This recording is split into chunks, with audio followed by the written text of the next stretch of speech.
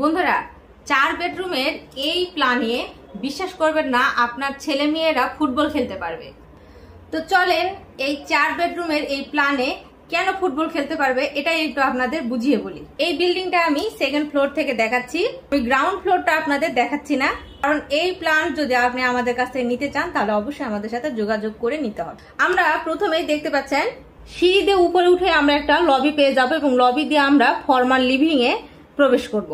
Formal living এ যদি আপনি কোনো গেস্টকে নিয়ে এসে বসিয়ে সেখানে আদর আপ্যায়ন করে গল্পগুজব করে তারপরে তাকে বিদায় জানাতে পারেন, এটা আপনার ব্যক্তিগত ব্যাপার এবং গেস্ট রুম সে ব্যবহার করতে পারবে।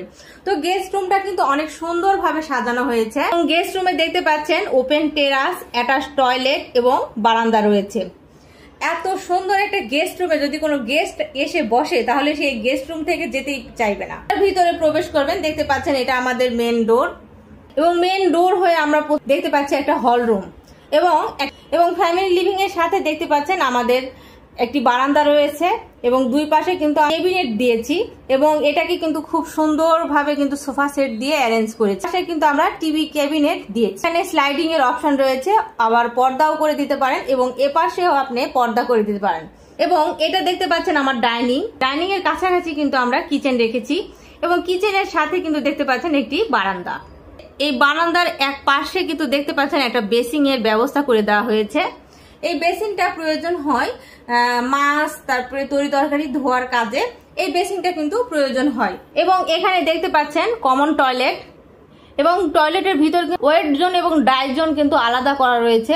কমন টয়লেটের ভিতর কিন্তু একটি বেসিন দেখতে পাচ্ছি এবং ক্যাবিনেট দেখা যাচ্ছে। এখানে আপনি তোয়ালা, লুঙ্গি, এইসব আপনি টাওয়াল, তারপরে এসব জিনিস কিন্তু আপনি বিভিন্ন রকম প্রয়োজনীয় কাপড় চোপড় কিন্তু এই টয়লেটের ভিতর আপনি সাজিয়ে রাখতে পারবেন। এটা দেখতে পাচ্ছেন একটি বারান্দা এবং এ পাশে একটি মাস্টার বেডরুম রয়েছে এবং মাস্টার বেডরুমের সাথে অ্যাটাচ টয়লেট রয়েছে এবং বারান্দা রয়েছে এবং একটি ওপেন টেরাস রয়েছে এবং এটা একটি পূজা ঘর।